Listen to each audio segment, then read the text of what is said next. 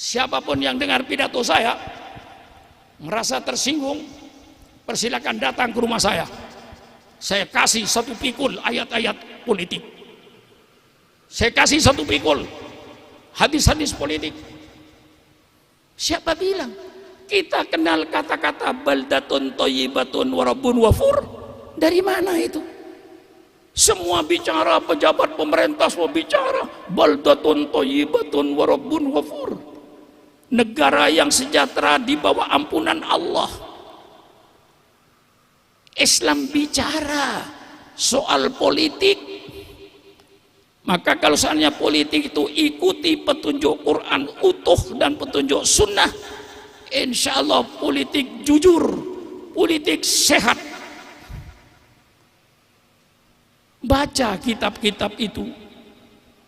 Imam Mawardi dalam kitabnya mendirikan negara itu wajib aklan wa syar'an. Baik secara hukum akal, negara itu wajib adanya. Apalagi dari segi syariat Islam.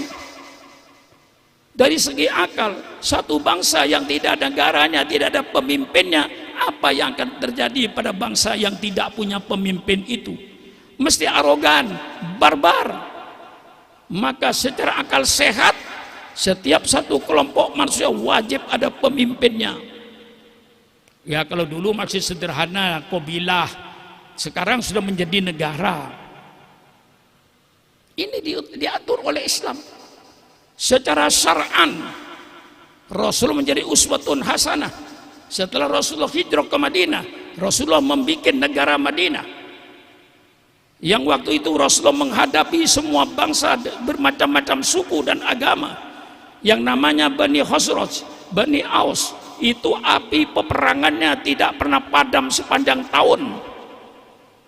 Tapi dengan kedatangan Rasulullah Sallallahu Alaihi Wasallam yang terdiri waktu itu penduduk Madinah, agama Kristen ada, agama Yahudi ada, penyembah berhala ada. Dengan piagam Madinahnya yang dibikin perjanjian Rasulullah, maka terjadilah hidup yang rukun antar umat beragama.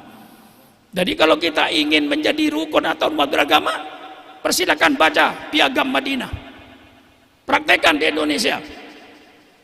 Insya Allah saya jamin akan hidup rukun. Dan ini sudah dibuktikan Rasulullah Sallallahu Alaihi Wasallam di Madinah. Kaum Yahudi, kaum Nasara, kaum penyembah berhala bersama dengan umat Islam menciptakan satu negara Madinah. Dilanjutkan oleh Khulafaur Rasyidin, Sayyidina Abu Bakar, Sayyidina Umar, Sayyidina Utsman, Sayyidina Ali. Itu melanjutkan pemerintahan yang dilaksanakan Rasulullah Sallallahu Alaihi Wasallam. Siapa bilang? Alhamdulillah, Al-Quran tidak menentukan bentuknya negara. Apakah bentuk negara kerajaan? Apakah berbentuk khalifah? Apa bentuk kesultanan? Apa berbentuk republik? Allah tidak menentukan, tergantung pada dinamikanya umatnya. Mau sistem kerajaan, Quran menyatakan Allahumma malikal mulki tu'til mulka man tasha wa tanzi'ul mulka mimman tasha. Kerajaan. Mau bentuk khalifah, ya Daud inna ja'alnaka khalifatan fil ardi. Membentuk kesultanan, Rabbi ja'ali min ladunka sultanan nasira. Mau bentuk republik, persilakan. Seperti Indonesia, wa amrum syura bainahum. Mau bentuk republik, persilakan. Mau berbentuk kerajaan, persilakan. Mau bentuk kesultanan, persilakan. Mau berbentuk apa lagi? Kesultanan, mau berbentuk khalifah, persilakan. Tergantung dinamika daripada bangsa itu. Prinsip, apapun bentuk negaramu, substansinya laksanakan perintah Allah, jauhi larangan Allah. Mau kerajaan, laksanakan perintah Allah, jauhi larangan Allah. Mau bentuk kesultanan, laksanakan perintah Allah, jauhi larangan Allah. Mau bentuk khilafah, laksanakan perintah Allah, jauhi perintah Allah. Mau bentuk republik, laksanakan perintah Allah. Jauhilah apapun bentuk negaramu, substansinya jalankan perintah Allah, jauhi larangan Allah. Alhamdulillah luasnya Islam itu. Apapun bentuk negaranya, mau kayak Saudi Arabia, kerajaan persilakan, asal perintah Allah jalankan, larangan Allah jauhi. Mau bentuk kesultanan kayak Brunei, kayak Malaysia, persilakan, yang penting perintah Allah jalankan, larangan Allah jauhi. Mau bentuk khilafah, persilakan, itu bentuk-bentuk negara aja. Yang namanya khalifah, yang namanya presiden, yang namanya sultan, yang namanya raja, itu cuma nama, hakikatnya pemimpin negara. Subhanallah, indah peradaban Islam dalam politik ini. Kemudian ada apa? Prinsipnya, pilar-pilar di dalam bernegara. Saya baca ketika Umar ibn Abdul Aziz mengatakan suatu revolusi politik. Pertama kali mengadakan revolusi politik itu Umar ibn Abdul Aziz. Karena hebatnya dia, di antara ulama ada yang menyebut khalifah kelima. Itu tidak, khalifah cuma 4. Karena baiknya Umar bin Abdul Aziz, dia mengadakan perubahan total di dalam bernegara. Dibikin pilar-pilar bernegara. Pilar pertama bernegara itu menurut Umar bin Abdul Aziz musyawarah. Raja, presiden, sultan, apa lagi, khalifah, yang penting musyawarah. Yang penting musyawarah. Jangan ada diktator. Semuanya dikerjakan dengan musyawarah. Bentuk negaranya kerajaan, yang penting musyawarah. Bentuk negaranya republik, yang penting musyawarah. Bentuk negaranya khalifah, yang penting musyawarah. Bentuk negaranya kesultanan, yang penting musyawarah. Prinsip, jalankan perintah Allah, jauhi larangan Allah. Musyawarah menjadi pilar pertama menurut kitab yang saya baca dari Umar ibn Abdul Aziz. Yang kedua, mengangkat pejabat. Angkat pejabat yang ahlinya, yang profesional. Jangan sembarangan mengangkat ketua RT, jangan sembarangan mengangkat camat, jangan sembarangan mengangkat lurah, jangan sembarangan mengangkat bupati, jangan sembarangan mengangkat gubernur, jangan sembarangan mengangkat presiden, jangan sembarangan mengangkat menteri, jangan sembarangan mengangkat ketua DPR. Tapi pilihlah manusia-manusia yang profesional. Allah menyatakan di dalam Al-Quran, innallaha ya'murukum an tu'addul amanati ila ahliha. Allah menyuruh kepada kalian berikan jabatan-jabatan itu kepada ahlinya. Jangan sembarangan mengangkat menteri, jangan sembarang mengangkat pejabat pemerintah. Berikan sama ahlinya. Siapa bilang Islam tidak bicara soal politik? Rasulullah sallallahu alaihi wasallam bersabda dalam hadis politiknya, idza du'iatil amanatu fantadrisa. Apabila amanah kepercayaan di suatu bangsa, suatu negara hilang, rakyat tidak percaya kepada pemimpinnya, pemimpinnya tidak percaya pada rakyatnya, pejabat dengan pejabat saling curiga mencurigai, sudah tidak ada amanah. Idza du'iatil amanatu fantadrisa. Apabila telah hilang kepercayaan ini, tunggulah hancurnya negara itu. Lalu Rasul ditanya, wa kaifa itu'atuha ya Rasulullah? Bagaimana hilangnya kepercayaan Rasulullah? Nah, ini semua ustadz hafal, yakin hafal buntutnya, ya. Hafal semua insya Allah. Tapi tidak dari batangnya tadi. Nah, saya dari batangnya. Apa kata Rasulullah? Idza wusidal amru ila ghairi ahlihi fantadiris sa'ana. Hafal semua kan? Supaya hafal dari pangkalnya. Nah, Rasulullah bersabda, idza du'iatil amanatu fantadiris sa'ah. Apabila amanah sudah hilang dalam satu negara, tunggulah hancurnya negara itu. Kemudian Rasulullah ditanya, wa kaifa itu'atu ya Rasulullah? Bagaimana hilangnya amanah Rasulullah? Idza wusidal amru, ila ghairi ahli fantadirisa. Kalau sesuatu jabatan diserahkan pada bukan ahlinya, tunggulah hancurnya negara itu. Siapa bilang tidak bicara negara? Subhanallah. Pertama kali musyawarah, kedua memilih pejabat-pejabat yang benar. Berikan jabatan itu kepada ahlinya. Bukan karena senang, maka saya pejabat karena hadiah. Ketika pemilihan umum menjadi tim suksesnya, dikasih hadiah menteri. Itu tidak benar. Serahkan jabatan kepada ahlinya, bukan karena senang atau tidak senang.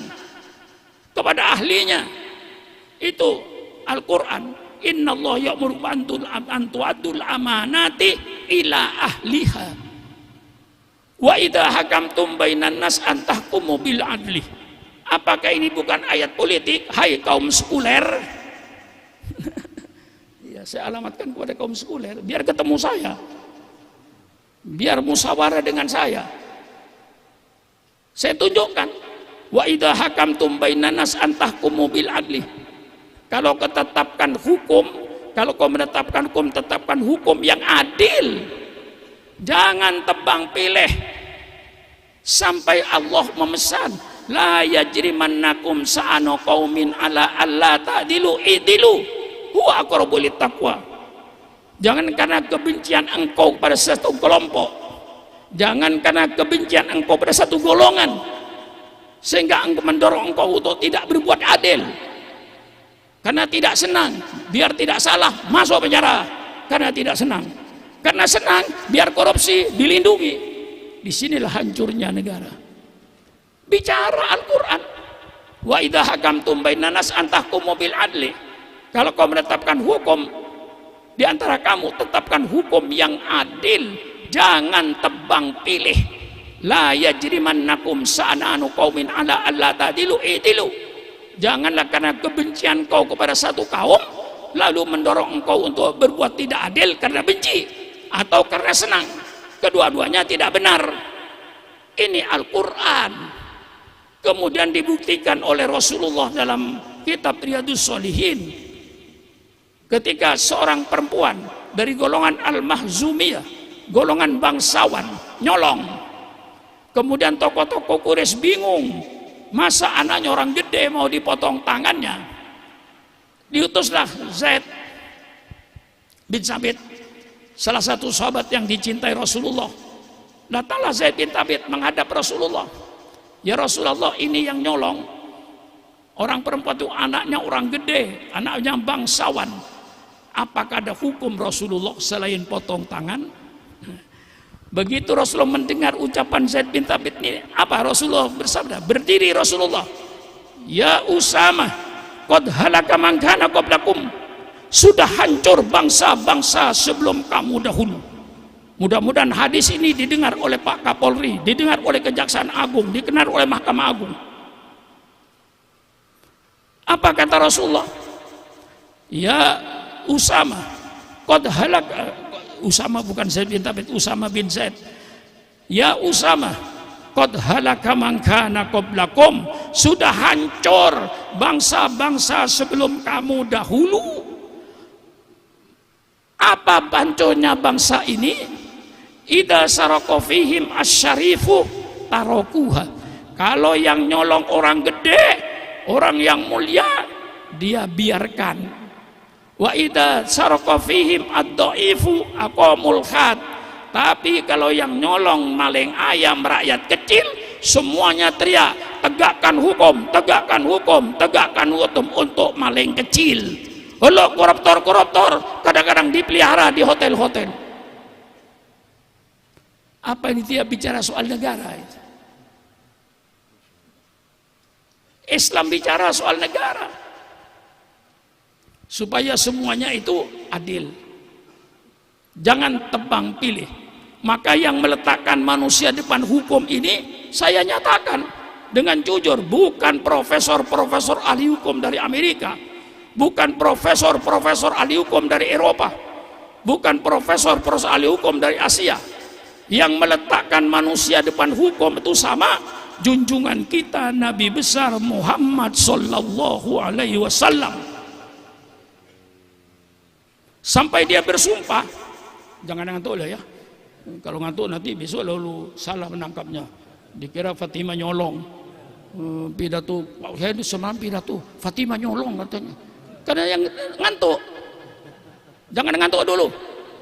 Siap? Jangan ngantuk.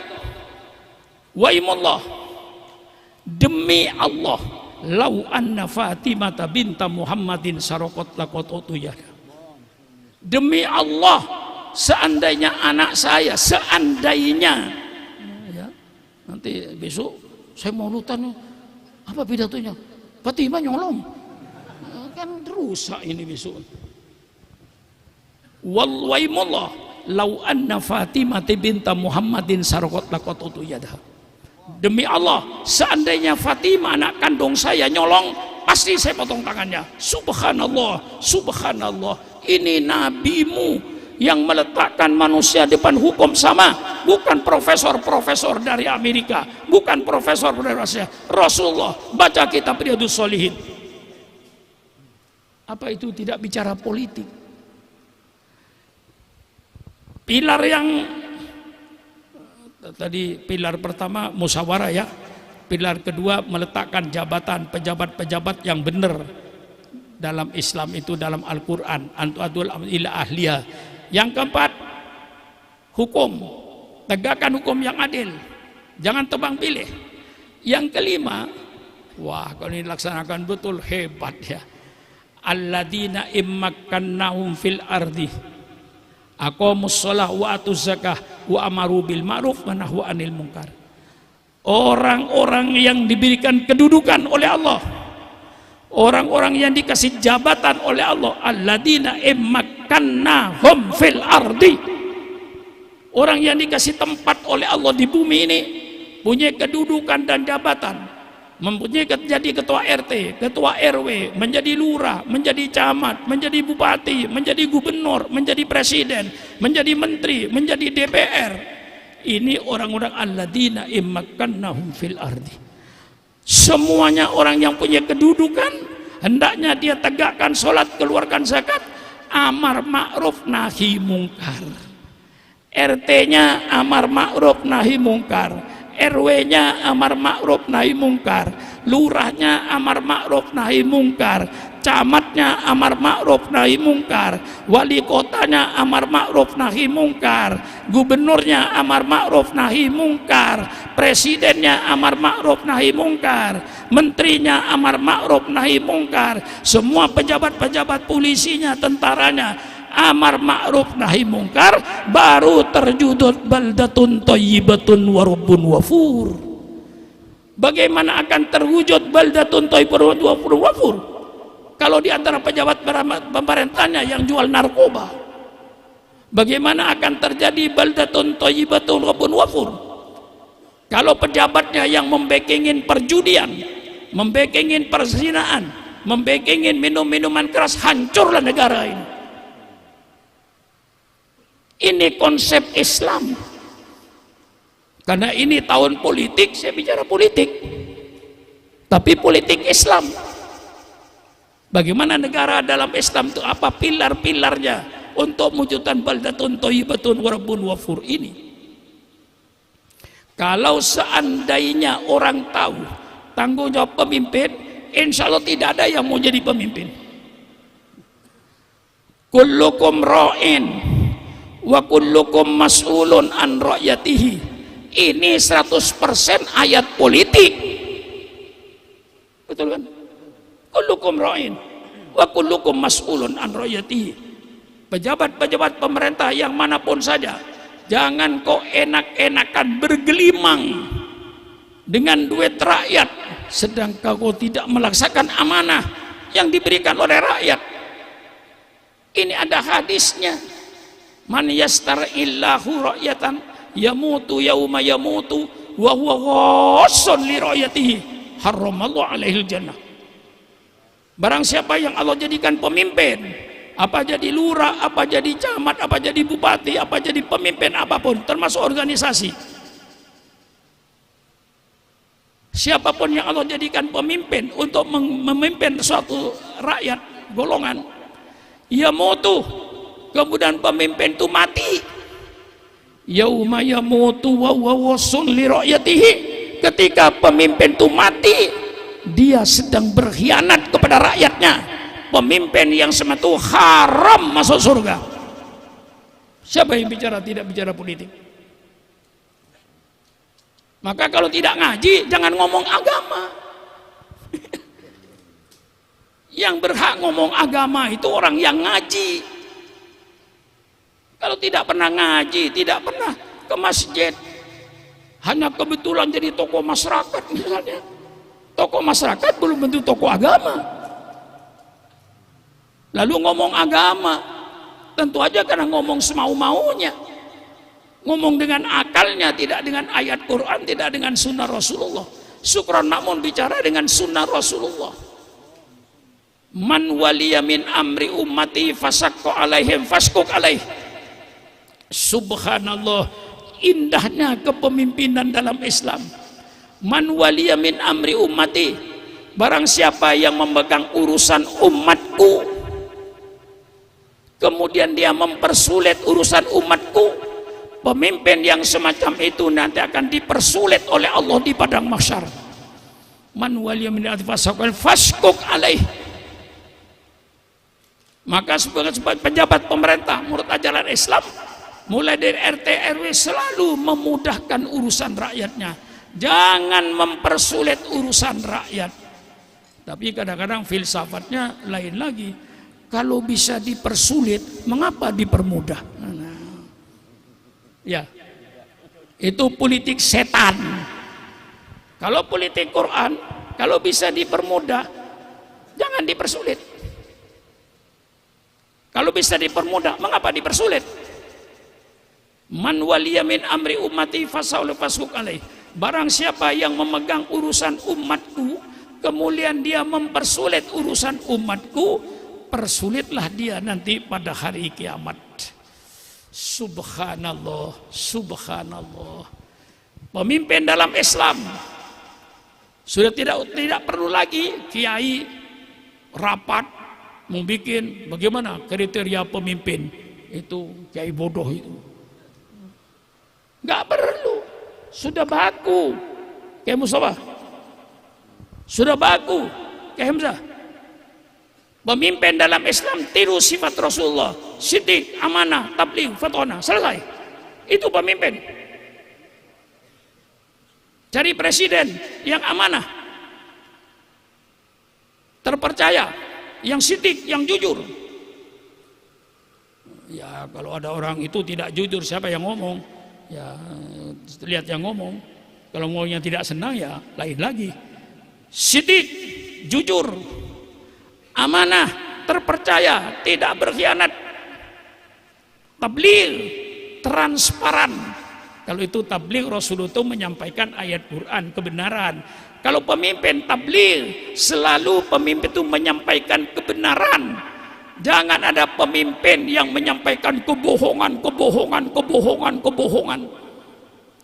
Sekali pemimpin bohong, harus nutup bohongnya dengan bohong lagi. Bohong tidak bisa ditutup kecuali dengan bohong. Hai pemimpin-pemimpin yang berbohong, siapapun saja, kiai-kiai yang berbohong, untuk menutup bohongnya pasti ditutup dengan bohong lagi. Tidak bisa bohong ditutup dengan jujur. Maka sekali bohong sampai kiamat bohong dia. Naudzubillah, saya berbohong kepada Kiai Mustafa. Untuk menutup bohong saya pada dia, saya tutup dengan bohong lagi. Untuk nutup bohong ini tutup dengan bohong lagi. Untuk nutup lagi bohong lagi. Sampai kiamat bohong. Pilih pemimpin yang jujur. Pilih pemimpin yang amanah. Pilih pemimpin yang tabligh, pemimpin yang menyampaikan kebenaran, bukan menyampaikan kebohongan-kebohongan. Siapapun bisa dibohongi, satu yang tidak bisa dibohongi, Allah Subhanahu wa ta'ala. Pemimpin bisa membohongi rakyatnya, rakyat bisa membohongi pemimpinnya, pemimpin dengan pemimpin saling bohong. Nah, ya sekarang ini terjadi, kata satunya dia bohong, dia bohong, dia bohong. Ya, Memang dunianya dunia bohong sekarang ini. Mengapa? Karena tidak mengikuti petunjuk agama. Menurut petunjuk agama, maaf kepada orang-orang yang serang ambisi, di dalam hadis Rasulullah, orang yang minta jabatan, kata Rasulullah, jangan dikasih jabatan. Apalagi ambisi. Ada apa dia? Kok ambisi jadi pemimpin? Apakah tidak tahu bahwa tanggung jawab pemimpin itu berat? Ya kecuali kalau dia niatnya bagus, saya ingin mengadakan perubahan, persilakan. Benar gak akan mengadakan perubahan? Ini semuanya harus dicek. Perubahan apa? Salah satu perubahan itu perubahan yang baik kepada yang lebih baik. Itu namanya perubahan yang kita harapkan. Perubahan yang lebih baik kepada perubahan yang terbaik. Itu namanya perubahan. Dan Allah yang selalu menyuruh mengadakan perubahan. Adakan perubahan. Innallaha la yughayyiru ma biqaumin hatta yughayyiru ma bi anfusihim.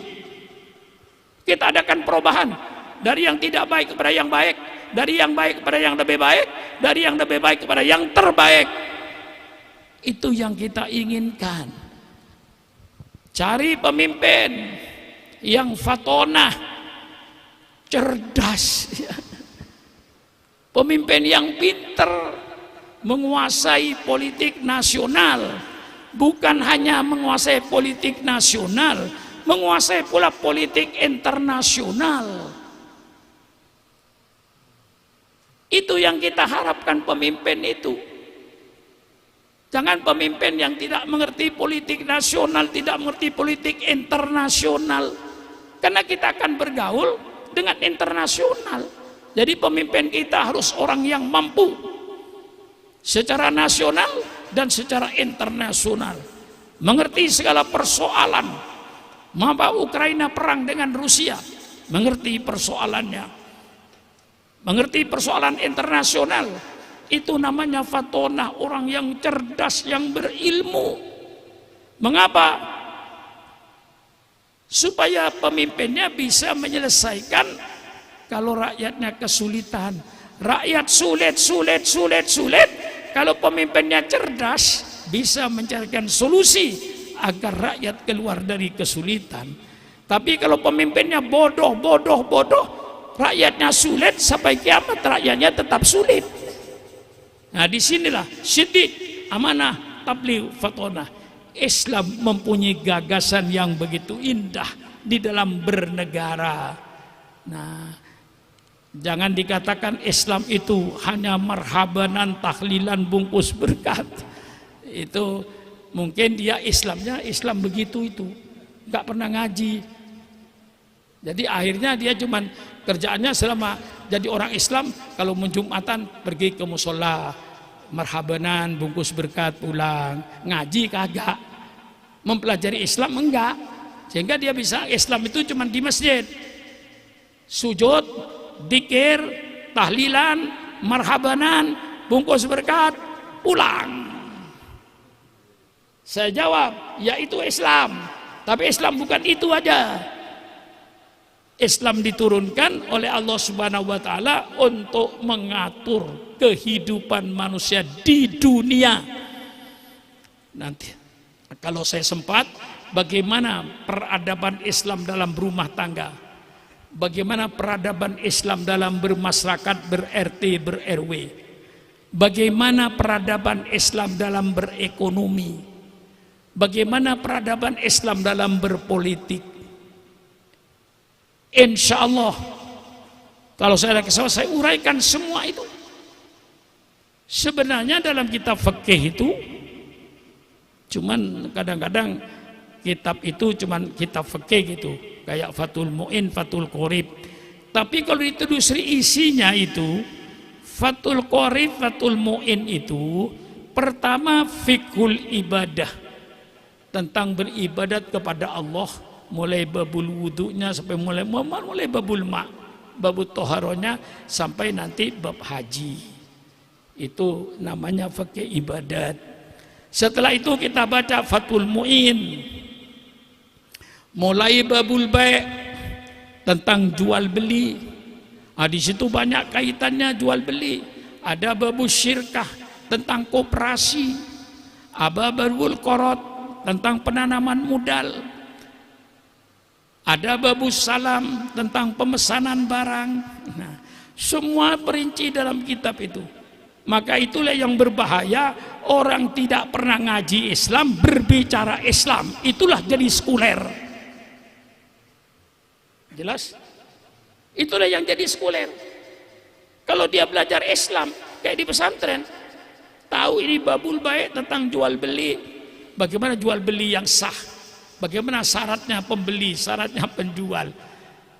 Kalau ekonomi Islam dilaksanakan, tidak perlu pemerintah membuat perlindungan konsumen, tidak perlu. Konsumen pasti terlindung dengan hukum ekonomi yang dibuat oleh Islam, yang dibuat oleh Quran dan Sunnah Rasulullah. Kayak sekarang misalnya pesan barang, sistem online kata orang sekarang, saya nggak pernah. Ya, makanya online lewat HP. Orang punya HP, kalau otaknya cerdas, dia gudang kagak punya, pabrik kagak punya, toko kagak punya, tapi bisa menjadi pedagang besar. Bisa.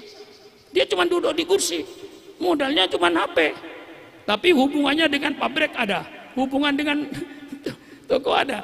Kalau pesan barang, pabrik, hey, tolong kirim ke rumah si fulan semen 500 sak, dikirim. Dia nggak punya toko, nggak punya gudang, cuman punya HP, tapi jadi pedagang besar, mengalahkan yang punya gudang. Kalau dia lincah dalam main HP-nya. Lalu bagaimana kesalahan kalau online? Ikuti ajaran Islam. Pesan barang jangan dibayar kecuali barang sudah diterima di rumah. Hah? Apa? Nggak ada yang tertipu. Saya pesan jam tangan ini, karena ada dijual di HP-nya, di HP yang nomor sekian. Oke. Tolong transfer dulu duitnya. Nggak bisa, kirim dulu, barang terima saya bayar. Lah kalau transfer dulu, kalau nggak dikirim mau apa saudara? Bagaimana cara menariknya, kan susah. Nah, atau di barang dengan barang palsu. Jadi ekonomi Islam ekonomi yang jujur. Wah, ini nggak pulang nanti saya ini. Sudah, saya sampai sekian aja dulu ya. Karena yang politik tadi sudah kan ya, yang politik sudah, ya itu secara garis besarnya prinsip-prinsipnya negara dalam Al-Quran dan Sunnah Nabi. Ini saya berkata, ini saya cuma menawarkan, ya masa nawarkan nggak boleh? Mau dipakai oleh bangsa Indonesia, alhamdulillah, tidak dipakai. Wa ma alaina illal balagul mubin. Sudah saya sampaikan kepada bangsa saya tentang Al-Quran dan Sunnah Nabi. Mau makai persilakan, tidak mau makai wa ma alaina illal balagul mubin. Selalu saya ulang-ulang, karena saya yakin tidak ada satu keinginan, tidak ada satu cita-cita, tidak ada satu kemauan yang akan berhasil tanpa adanya ini. Maka pengorbanan ini selalu saya tanamkan. Negara Kesatuan Republik Indonesia berdiri bukan hadiah dari Belanda, bukan hadiah dari Jepang. Negara Kesatuan Republik Indonesia berdiri di atas aliran darah pengorbanan bangsa Indonesia. Dan negara ini berdiri pula di atas cucuran air mata rakyat Indonesia. Dengan pengorbanan itulah terwujudnya Negara Kesatuan Republik Indonesia. Islam diturunkan oleh Allah kepada Nabi Muhammad sallallahu alaihi wasallam. Islam tidak langsung jaya, Islam tidak langsung besar. Besarnya dan jayanya Islam ini karena diperjuangkan, dengan pengorbanan para sahabat, pengorbanan Rasulullah Sallallahu Alaihi Wasallam, baik pengorbanan hartanya, terutama pengorbanan jiwanya. Inilah sebab Islam jadi besar, karena pengorbanan. Oleh sebab itu selalu saja supaya umat Islam seluruhnya, mari cinta berkorban. Semua yang mengucapkan asyhadu an la ilaha illallah wa asyhadu anna muhammadar rasulullah siap berkorban untuk Islam. Alhamdulillah kita hidup di negara kesatuan Republik Indonesia, negara yang damai, bukan negara perang. Kita cukup berkorban harta. Setiap orang yang mengucapkan kalimat syahadat harus siap untuk membiayai Islam, mengorbankan hartanya untuk Islam. Kalau setiap umat Islam berpikir saya wajib membiayai Islam, insya Allah Islam itu akan jaya di negara ini. Tidak menjadi pengemis-pengemis, proposal, cukup Islam mandiri. Kalau seandainya setiap orang Islam menyatakan saya wajib membiayai Islam, sisihkan sebagian hartanya untuk nanti di kuburan. Masuk masjid, siap untuk membiayai masjid. Masuk pesantren, siap untuk membiayai pesantren. Masuk majelis taklim, siap untuk membiayai majelis taklim. Masuk masjid zikir, siap untuk membiayai majelis zikir. Insya Allah majelis zikir hidup, yasinan hidup, pesantren hidup, majelis taklim hidup, masjid hidup. Ini yang saya minta kepada orang yang mengucapkan syahadat asyhadu an la ilaha illallah wa asyhadu anna muhammadar rasulullah, saya wajib membiayai Islam untuk menghidupkan Islam. Ini yang saya minta sekarang ini. Ada peribahasa Arab jahiliyah, ya, tapi saya ambil ada manfaatnya juga. Al-mathal fil jahiliyah jawwe kalbaka yadbaka, jawwe kalbaka yadbaka, laparkan anjingmu baru anjing itu nurut sama kamu. Jangan sampai umat Islam termasuk para ulamanya jangan menjadi anjing-anjing lapar.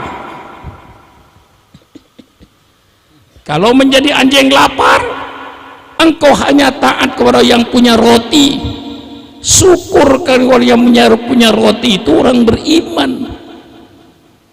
Kalau yang punya roti bukan orang yang beriman, apa yang terjadi?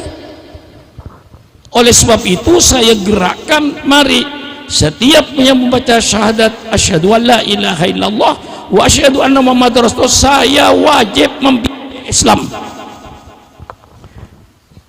Ibu-ibu yang belanja setiap pagi, ada lebih duitnya, simpen. Hari Jumat pagi ada 35.000, 20.000-nya titipkan ke masjid, 15.000-nya untuk majelis taklim. Majelis taklim hidup, masjid hidup. Bapak-bapak, mari kita berkorban. Kalau bapak masuk masjid membawa duit 2.000 dimasukkan teropon masjid, maaf, jangan kau berkata sudah berkorban. Itu menghina agamanya secara tidak langsung. Menghina agamamu, dihina. Masa mau masuk surga 2.000 rupiah? Pergi ke Ragunan lihat monyet berapa?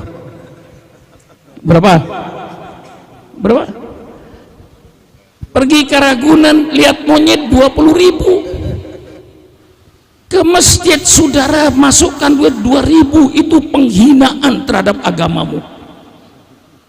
menghina agamanya.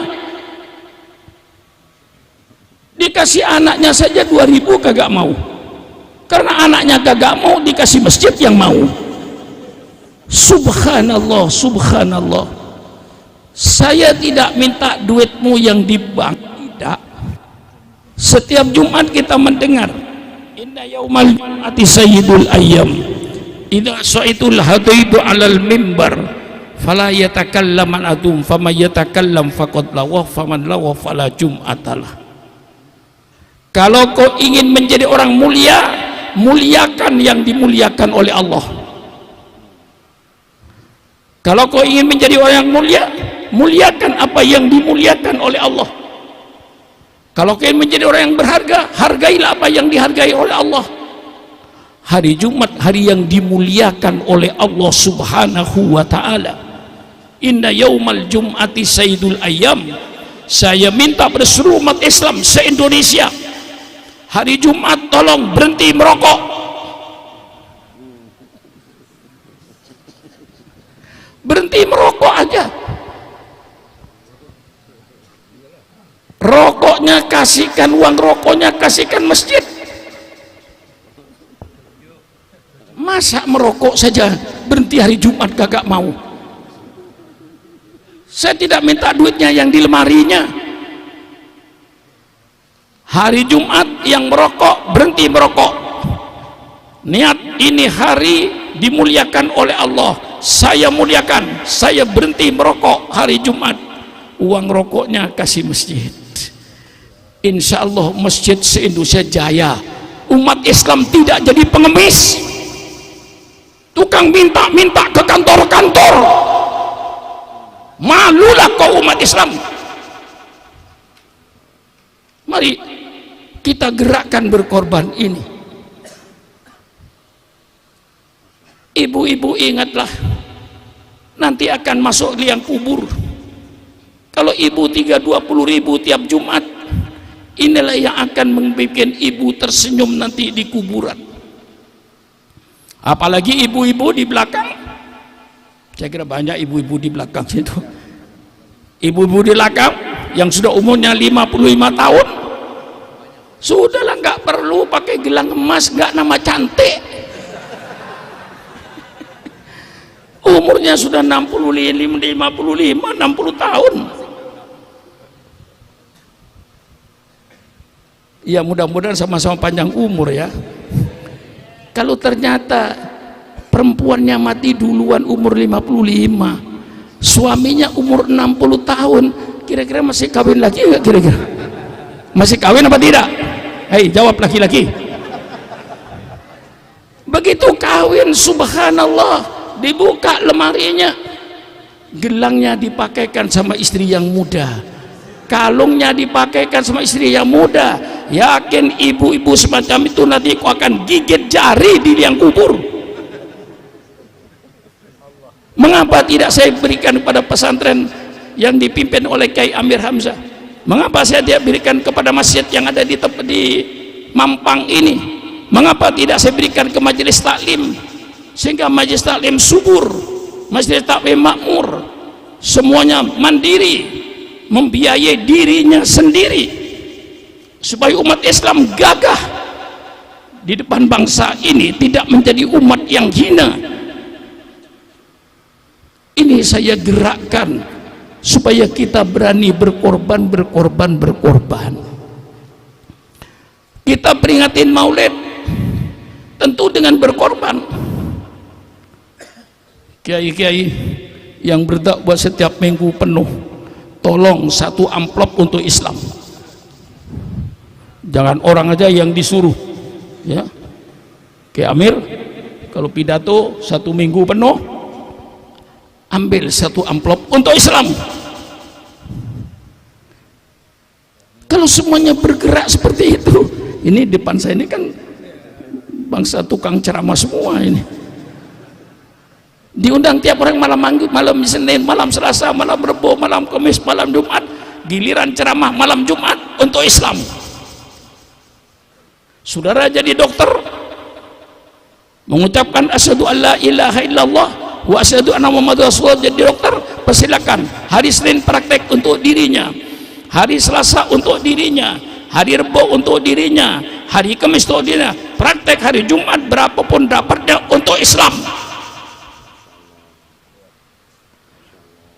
Kalau Islam berbuat semacam ini, saudara, sudah menjadi umat yang mulia di hadapan manusia. Ini yang selalu saya anjurkan, pengorbanan. Malam ini kita memperingati Maulid Rasulullah Shallallahu Alaihi Wasallam, tentu dengan pengorbanan. Saya tahu, dan untuk Maulid itu kadang-kadang saya tidak berhitung.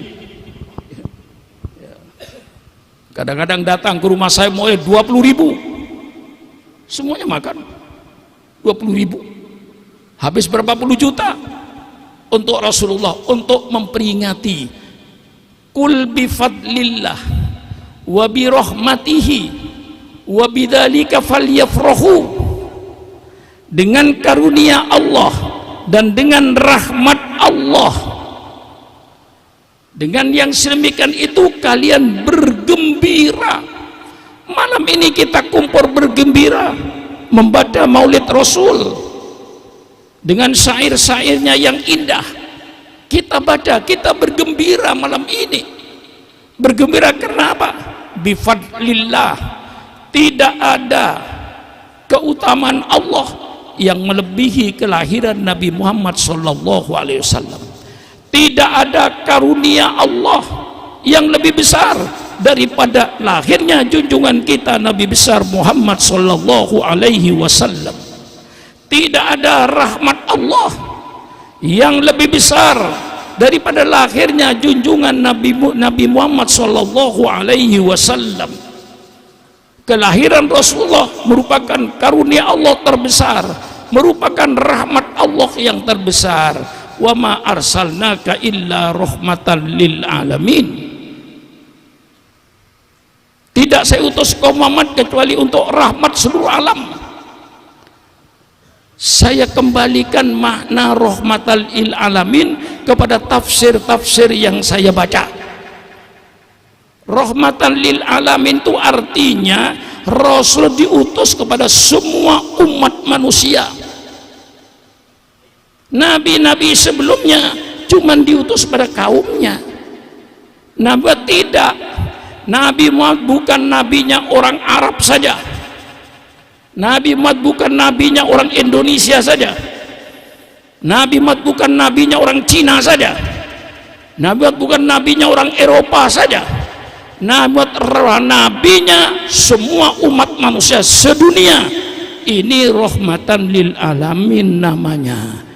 Tafsir yang saya baca. Tafsir yang sekarang lain lagi.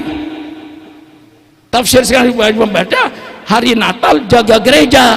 Mengapa gereja dijaga? Rahmatan lil alamin. Ada yang menafsirkan begitu. Tahun baru Cina kita jaga kelenteng Cina. Mengapa? Rahmatan lil alamin. Lama-lama nanti tempat penjudian kita jaga, biar yang berjudi tenang, aman. Islam rahmatan lil alamin. Lama-lama tempat pelacuran dijaga oleh pemuda Islam. Mengapa dijaga? Supaya yang berzina tenang, aman. Rahmatan lil alamin. Maaf, rahmatan lil alamin itu artinya Nabi Muhammad diutus menjadi rahmat ke seluruh alam. Kebalikan nabi-nabi sebelumnya hanya diutus kepada kaumnya. Ini yang saya paham dalam kitab-kitab tafsir. Tidak ada dalam tafsir manapun anak muda kalau hari Natal suruh jaga gereja, itu nggak ada kok.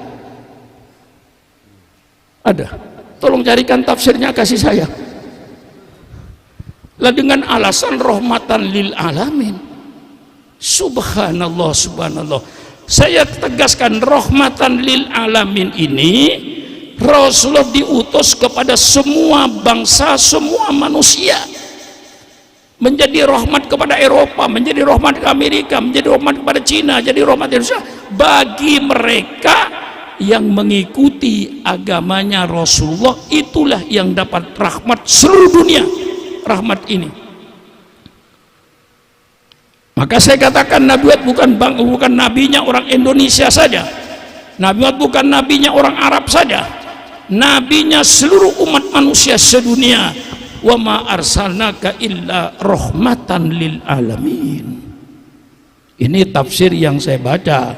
Yang tidak tahu kayak Mustafa dapat tafsir lain, ya, saya nggak tahu ya. Kalau dapat ya persilakan. Ini yang saya kaji. Nah, Allah Subhanahu wa Ta'ala menurunkan agama satu. Ada orang yang bertanya, katanya Allah tuh Maha Esa satu, kok menurunkan agama banyak? Tidak ada Allah menurunkan agama banyak itu. Agama yang diturunkan oleh Allah adalah agama Islam. Agama Islam itu dibangun oleh 25 Rasul. Jadi kalau sudah ditanya siapa yang membangun Islam, yang membangun Islam 25 Rasul, bukan hanya Nabi Muhammad saja. Nabi Muhammad itu penyempurna, finishing daripada agama Allah. Agama Islam diturunkan mulai Nabi Adam alaihissalam. Nabi Adam agamanya Islam, tauhid. Nabi Adam mengajak umatnya beriman kepada sujud kepada Allah, bukan sujud kepada Nabi Adam. Dan Nabi Adam bersama-sama dengan umatnya sujud kepada Allah, Islam. Datang Nabi Nuh membawa Islam. Nabi Nuh mengajak umatnya beriman kepada Allah Subhanahu wa Ta'ala, pencipta alam semesta, sujud kepada Allah, bukan sujud kepada Nabi Nuh. Nabi Nuh bersama-sama dengan umatnya sujud kepada Allah, Islam. Datang Nabi Ibrahim, tidak membawa agama baru. Nabi Ibrahim membawa Islam, mengajak umatnya beriman kepada sujud kepada Allah, bukan sujud kepada Nabi Ibrahim. Dan Nabi Ibrahim bersama-sama dengan umatnya sujud kepada Allah, Islam. Datang Nabi Musa. Nabi Musa tidak membawa agama baru. Nabi Musa agamanya seperti nabi-nabi sebelumnya. Nabi Musa mengajak umatnya beriman kepada Allah, sujud kepada Allah, bukan sujud kepada Nabi Musa. Dan Nabi Musa bersama-sama dengan umatnya sujud kepada Allah, Islam. Datang Nabi Isa. Nabi Isa menurut Al-Quran mengajak umatnya beriman kepada Allah, pencipta alam semesta, sujud kepada Allah, bukan sujud kepada Nabi Isa. Dan Nabi Isa bersama-sama dengan umatnya sujud kepada Allah. Datang junjungan kita Nabi besar Muhammad sallallahu alaihi wasallam sebagai nabi penutup, sebagai nabi terakhir. Nabi tidak membawa agama baru. Nabi Muhammad seruannya sama dengan nabi-nabi sebelumnya. Nabi mengajak umatnya beriman kepada Allah, sujud kepada Allah, bukan sujud kepada Nabi Muhammad. Dan Nabi Muhammad bersama-sama dengan umatnya sujud kepada Allah. Agama Allah satu, mulai Nabi Adam sampai Nabi Muhammad adalah agama Islam. Ini kadang-kadang ada pertanyaan, kok Tuhan nurunkan agama banyak, berarti umat suruh berantem? Ngawur, kata saya. Ngaji yang benar, bahwa agama yang diturunkan hanya satu, agama Islam. Sebenarnya Yahudi itu bangsa bukan agama. Masa agama Indonesia kan ada tuh? Iya, agama itu adalah Allah, Islam. Dasar fondasi semuanya 25 Rasul, satu fondasi. Adapun syariat ya diturunkan oleh Allah, Allah tidak menurunkan syariatnya sekaligus. Diturunkan syariat ini sesuai dengan kebutuhan umatnya. Zaman Nabi Adam tidak ada undang-undang nyolong. Mengapa zaman Nabi Adam tidak ada undang-undang nyolong? Karena tidak ada orang nyolong.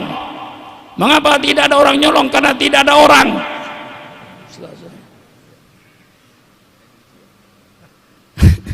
Zaman Nabi Adam undang-undang perkawinan tidak selengkap ini.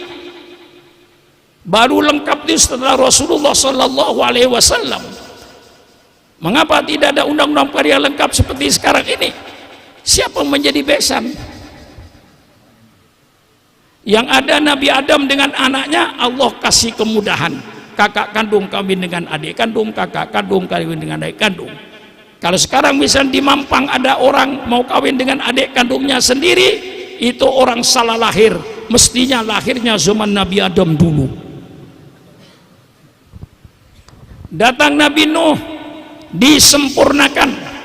Datang Nabi Ibrahim, disempurnakan. Datang Nabi Daud, disempurnakan dengan kitab Zaburnya. Datang Nabi Musa, disempurnakan dengan kitab Tauratnya. Datang Nabi Isa, disempurnakan dengan kitab Injilnya. Maka kita wajib percaya kepada kitab-kitab yang diturunkan oleh Allah. Kita percaya kepada kitab Injil, bahwa kitab Injil kitab suci yang diberikan oleh Allah kepada Nabi Isa untuk disampaikan kepada kaumnya. Kita percaya bahwa kitab Taurat itu kitab suci yang diturunkan oleh Allah kepada Nabi Musa untuk disampaikan kepada umatnya. Kita percaya kitab Zabur, kitab suci yang diberikan oleh Nabi Daud untuk disampaikan kepada kaumnya. Tapi yang kita percaya itu pada Injil yang asli, kepada Taurat yang asli. Mana yang asli? Yang asli itu kalamullah. Kitab Injil yang asli, kitab Injil yang firman Allah, yang diberikan oleh Allah kepada Nabi Isa untuk disampaikan ke dalamnya. Tidak ada dalam kitab Injil itu perkataan Nabi Musa, Nabi Isa. Tidak ada dalam kitab Injil itu perkataan-perkataan pastor-pastor pada zamannya. Injil yang asli hanya firman Allah, diberikan oleh Allah kepada Nabi Isa untuk kepada umat. Itu yang kita percayai. Ya, urusan mereka yakin ada 4 Injil, persilakan, kita tidak usah menghina, tidak usah menyalahkan keyakinan dia. Injil Matius jelas yang menulis itu orang namanya Matius. Injil Yahya jelas yang nulis namanya orang bernama Yahya. Injil Markus jelas yang nulis namanya orang yang bernama Markus. Injil Markus, Matius, Lukas. Injil Lukas yang orang bernama Lukas. Ada Injil yang kelima, tapi Injil itu tidak boleh dibaca oleh orang gereja. Namanya Injil Barnabas. Mengapa Injil Barnabas tidak boleh dibaca? Karena isinya mirip dengan Al-Quran, dan sudah saya baca. Sudah saya baca itu, lengkap saya baca. Nah, ini kitab semuanya ditulis oleh orang pengarangnya. Kalau mereka percaya itu kitab asli, persilahkan. Tapi kalau kita tidak, yang kita percaya Injil yang firman Allah, yang Allah berikan kepada Nabi Isa untuk disampaikan kepada kaumnya. Itu semuanya tidak ada sekarang. Dicari di pojok bumi kagak ada. Karena kitab ini diangkat oleh Allah. Kitab Zabur diangkat oleh Allah. Kitab Taurat yang asli dianggap oleh Allah. Kitab Injil yang asli diangkat oleh Allah. Karena diganti dengan kitab suci Al-Quran sebagai pengganti kitab-kitab sebelumnya, dan isinya sempurna.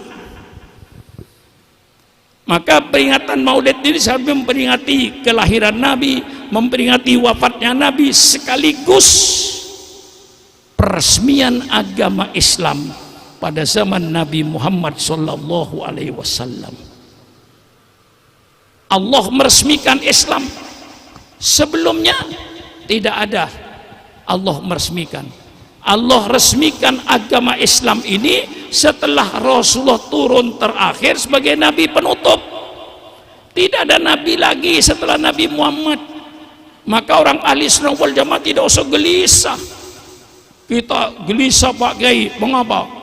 Ada yang ngaku Nabi di Jember, aku Nabi di Jombang, ada di Jakarta, Musaddiq ngaku Nabi. Orang yang ahli sunnah wal jamaah tidak gelisah. Siapapun yang ngacu Nabi setelah Nabi Muhammad itu pembohong semua. Tidak ada Nabi setelah Nabi Muhammad.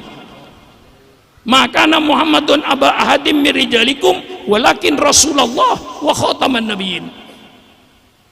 Setelah Nabi Muhammad tidak ada Nabi lagi. Siapapun pemaku Nabi persilakan. Tapi kami orang ahli sunnah wal jamaah tidak gelisah. Siapapun yang ngaku Nabi setelah Muhammad itu pembohong semua. Tidak benar menurut ahli sunnah wal jamaah. Karena Al-Quran menyatakan, maka Muhammadun aba hadim min rijalikum walakin Rasulullah wa khataman nabiyyin. Ini jelas. Nah, maka setelah Al-Quran 30 juz turun, baru Allah meresmikan. Allah yang meresmikan Islam ini. Al-yawma akmaltu lakum dinakum wa atmamtu alaikum nikmati wa raditu lakumul islam madina.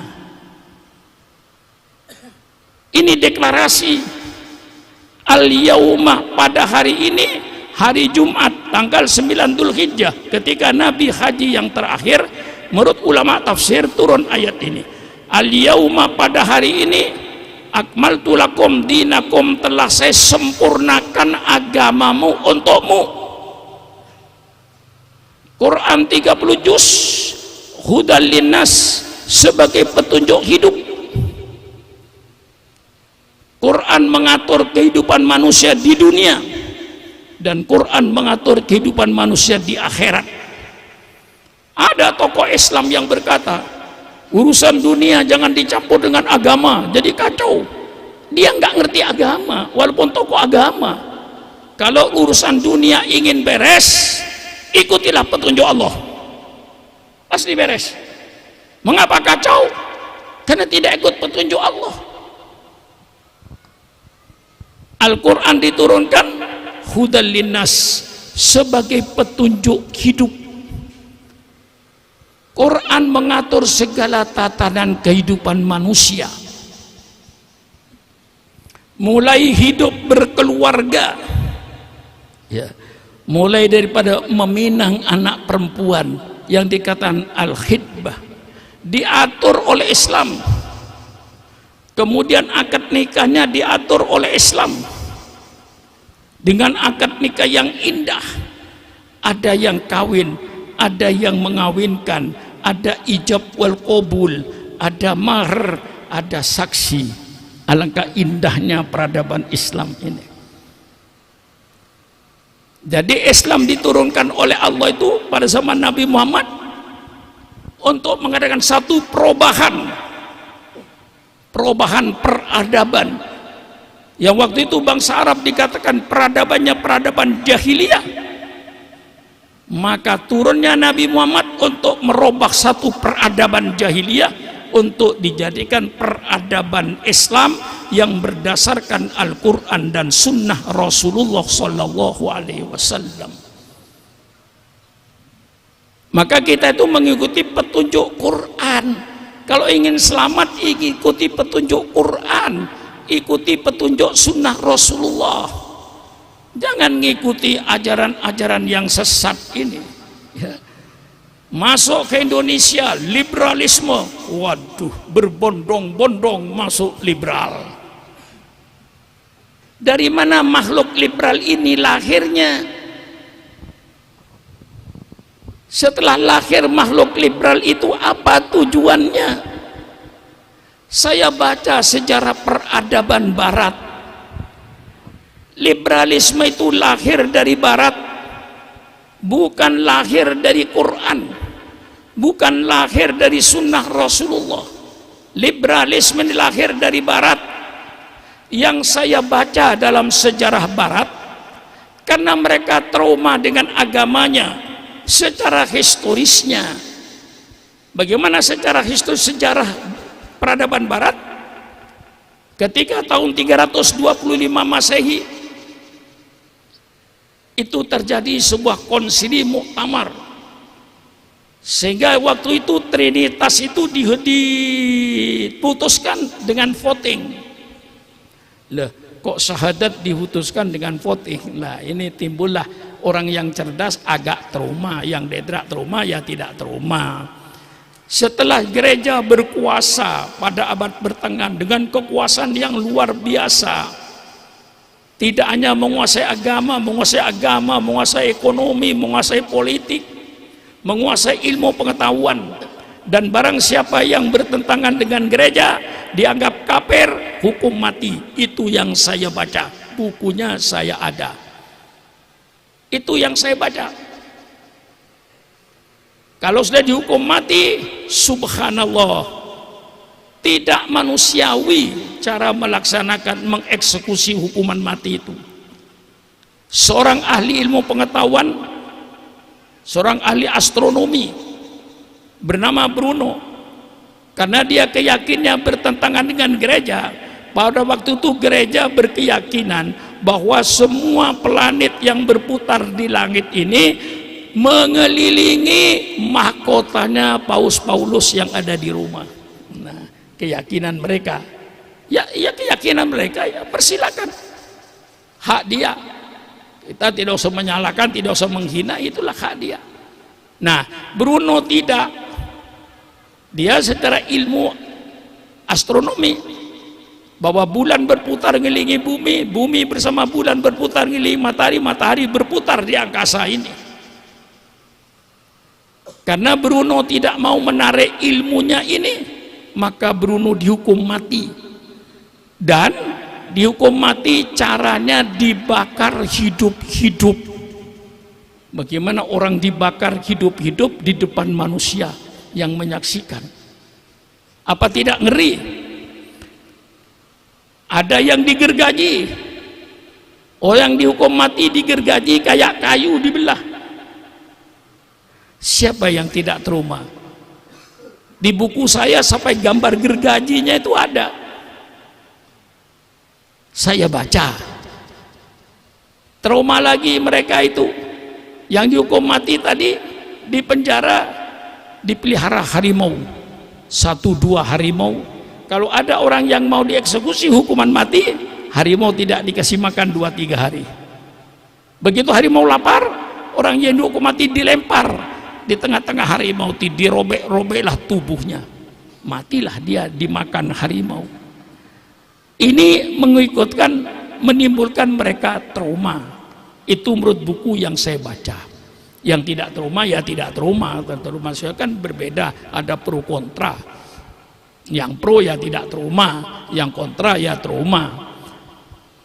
Yang kedua, dia trauma, yang kontra, yang tidak kontra ya tidak trauma. Tentang kitab mereka itu, mana Injil yang asli, menjadi tanda tanya dari mereka. Injil yang ada jelas tulisan Matius, tulisan Lukas, tulisan Markos, tulisan Yahya, tulisan Barnabas. Yang asli dari Allah kepada Nabi Isa itu mana? Di antara mereka ada yang trauma, yang pro ya tidak trauma. Mereka trauma lagi dari sosoknya Nabi Isa sendiri. Nabi Isa Tuhan apa anak Tuhan apa manusia biasa? Yang pro ya pro, yang kontra dia trauma. Lebih memuncak lagi ketika gereja pada abad pertengahan tahun 500 Masehi mengeluarkan surat pengampunan. Jadi kalau orang berdosa datang ke gereja ngaku dosanya, tobat, beli surat. Nah, mereka yang kontra, loh kok yang memaafkan kok orang gereja, kok bukan Tuhan Bapa, kok bukan Tuhan Yesus? Timbullah trauma. Nah, karena trauma-trauma ini ada kelompok yang berani berontak melawan gereja Vatikan. Dia katakan gereja Vatikan tidak benar, bertentangan dia dengan Yesus Kristus. Dia berontak, dipimpin oleh seorang yang bernama Martin Luther. Karena mau dibunuh, dia lari ke Jerman. Di Jerman kebetulan dilindungi oleh penguasa Jerman ini. Karena dilindungi oleh penguasa Jerman, dia mendirikan agama baru, lahirlah namanya agama Kristen Protestan. Jadi saya tahu siapa pendirinya Protestan itu dan kapan lahirnya Protestan itu. Timbullah dua, gereja Protestan dengan gereja Katolik, yang keduanya saling bantai-membantai. Itulah kehidupan di Eropa. Nah, di antara mereka yang tidak berani berontak, timbullah aliran namanya liberalisme, bahasa Inggris, yang artinya kebebasan adalah hak asasi manusia. Mereka ingin bebas dari agama. Seorang tokoh daripada liberalisme bernama Humphrey Cox, dia menyatakan dalam bukunya, liberalisme ini tujuannya untuk membebaskan manusia dari asuhan agama. Dan ini kita tidak tahu itu, hanya mendengar liberalisme, kebebasan, wow, ikut semua. Padahal tujuannya liberalisme itu kemana? Liberalisme tujuannya untuk membebaskan manusia dari asuhan agama. Kalau itu tujuannya, berarti pemurtatan. Kalau kita bebas dari asuhan agama, apa itu? Yang bebas dari asuhan agama hanya binatang. Ya. Kita diciptakan oleh Allah. Sukran makmun diciptakan oleh Allah. Apa untuk sakaripi dewe? Apakah sukran makmun diciptakan oleh Allah untuk semau gue? Apakah sukran makmun diciptakan untuk semau-maunya? Tidak. Allah ciptakan sukran makmun, wa ma khalaqtul jinna wal insa illa liya'budun. Saya ciptakan jin dan manusia untuk melaksanakan perintah Allah, untuk sujud kepada Allah, bukan untuk semau gue. Kalau liberalisme maksudnya sebebas-bebasnya tanpa batasan agama, maka saya katakan liberalisme di Indonesia tidak sama dengan liberalisme di Eropa. Liberalisme di Indonesia tidak sama dengan liberalisme di Amerika. Liberalisme di Indonesia harus dibatasi dengan Pancasila dan Undang-Undang Dasar 45 selaku warga negara Republik Indonesia.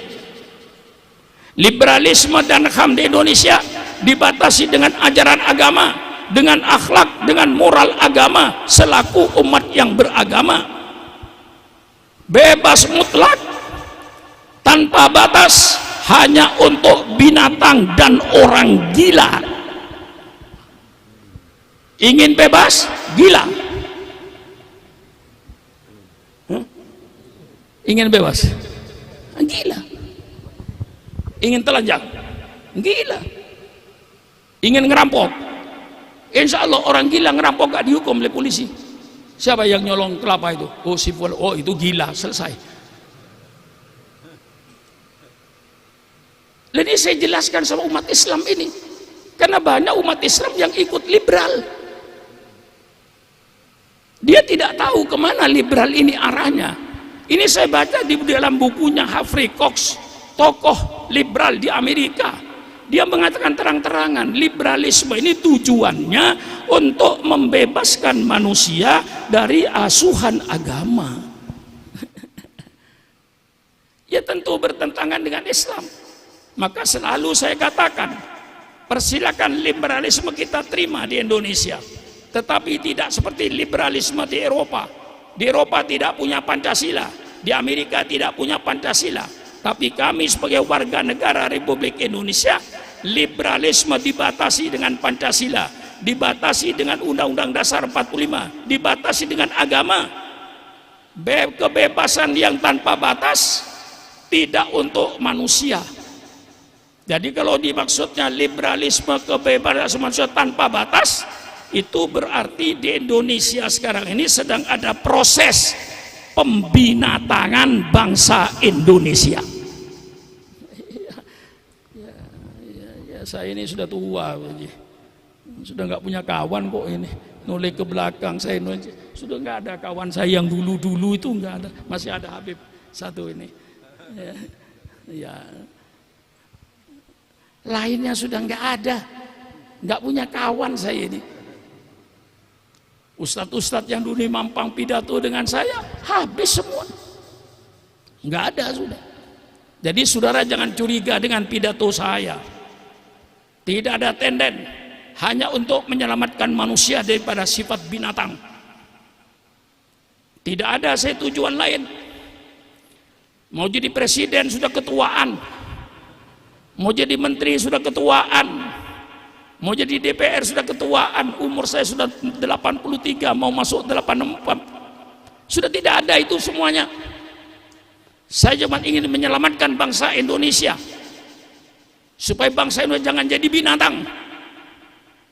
Saya ingin menyelamatkan. Liberalisme yang tanpa batas itu berarti pembinatangan manusia. Kami ngerti karena saya baca bukunya dari Humphrey Cox. Humphrey Cox seorang tokoh liberalisme. Dia yang menyatakan bahwa liberalisme tujuan untuk membebaskan manusia dari asuhan agama. Kalau manusia bebas dari asuhan agama, ya binatang. Nah, sedangkan Rasulullah diturunkan oleh Allah untuk mengatur kehidupan manusia, untuk mengadakan perubahan peradaban. Dari peradaban jahiliyah kita robah menjadi peradaban Islam. Baik berumah tangga mengikuti peradaban Islam, bermasyarakat, ber-RT, ber-RW. Insya Allah kalau kita ber-RT, ber-RW, bermasyarakat mengikuti petunjuk Quran, insya Allah hidup rukun antar umat beragama, damai semuanya, saling hormat menghormati dan saling harga menghargai antar umat beragama. Tapi bukan berarti membenarkan semua agama. Membenarkan semua agama hukumnya murtad. Tegas kan? Karena kalau saudara murtad, saya yang digebukin malaikat mungkar wa nakir. Hei, Sultan Makmun pernah pidato di Mampang? Pernah? Itu orang Mampang membenarkan semua agama. Kau biarkan saya yang gebukin malaikat mungkar wa nakir. Mungkin saudara bisa selamat karena tidak tahu. Oleh sebab itu saya katakan toleransi antar umat beragama, hidup rukun antar umat beragama, saling hormat menghormati, saling harga menghargai antar umat beragama, tapi bukan berarti membenarkan semua agama. Membenarkan semua agama kafir, murtad. Tegas saya. Itu Quran yang menyatakan, bukan saya. Nah, disinilah timbul lagi aliran namanya sekularisme. Mereka mengatakan bahwa agama tidak mengatur kehidupan manusia. Agama hanya ada di dalam masjid. Di luar masjid tidak ada agama. Subhanallah, subhanallah, subhanallah. Agama cuman sholat, dikir, marhabanan, maulidan, bungkus berkat, pulang. Hanya itu Islam. Ya Islam itu. Tapi itu Islam bukan itu saja. Islam mengatur kehidupan manusia. Bagaimana kita berumah tangga yang baik. Mulai WC diatur, dapur diatur, makan diatur, tidur diatur, kamar tamu diatur. Subhanallah, alangkah indahnya peradaban Islam ini. Wahai saudara-saudaraku, kalau ingin tahu peradaban Islam dalam berumah tangga, datang ke rumahnya Sultan Makmun. Saya kasih tahu peradaban Islam dalam berumah tangga. Indah. Hanya Islam yang punya peradaban indah dalam berumah tangga.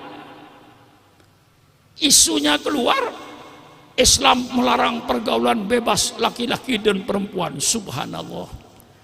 Justru Islam yang menyuruh supaya laki-laki bergaul bebas dengan perempuan.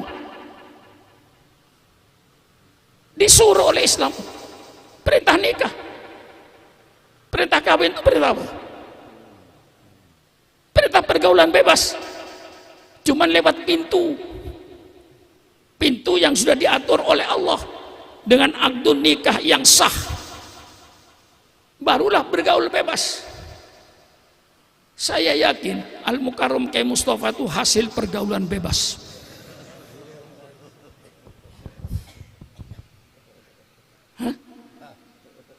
Sukron Makmun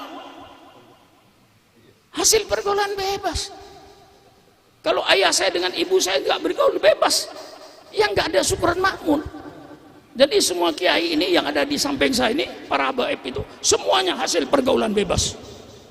Dia gue maaf Habib, Islam dipojokkan, seolah laki-laki dilarang bergaul bebas. Islam perintahkan bergaul bebas. Perintahnya jelas, fangkihu ma tawbalakum minan nisa mathna wa thulatha wa ruban. Tapi ingat, fa iniftum alla ta'dilu fa wahida. Lah ini Islam mengatur. Lalu dikatakan Islam tidak mengatur kehidupan manusia sehari-hari. Subhanallah, subhanallah, subhanallah. Justru Islam diturunkan ini untuk mengatur cara hidup manusia di dunia. Kalau untuk itu, tidak untuk itu, untuk apa Islam diturunkan? Islam diturunkan ini untuk mengatur kehidupan manusia di dunia dan kehidupan manusia di akhirat. Di dunia diatur, dalam rumah tangga diatur, bertetangga diatur, berekonomi diatur. Siapa yang bilang Islam tidak mengatur ekonomi? Lihat itu Bank Syariat Indonesia. Lihat, itu jawaban bagi kaum sekuler. Hai kaum sekuler, kalau kau bicara bahwa Islam agama tidak mengatur kehidupan manusia, itu lihat Bank Syariah Indonesia itu. Islam mengatur. Kalau seandainya ekonomi bangsa Indonesia ini mengikuti ekonomi Islam, insya Allah otomatis korupsi hilang, sogok menyogok hilang, penipuan hilang. Kalau mengikuti syariat Islam. Mengapa? Dalam Islam tuh orang diajarkan jangan ada rezeki yang lewat tenggorokannya itu rezeki yang haram. Jangan ada rezeki yang najis lewat tenggorokannya itu. Selama bangsa Indonesia termasuk pejabat-pejabat pemerintahnya masih mau makan barang haram, masih mau makan barang najis, mau pakai mobil haram, rumah haram, baju haram, jangan mimpi korupsi akan hilang di Indonesia. Selama bangsa Indonesia termasuk pejabat pemerintahnya masih mau makan barang haram, maka korupsi akan tumbuh subur walaupun 100 KPK didirikan. Bagaimana? Ini benar apa? Pak Sukron keras.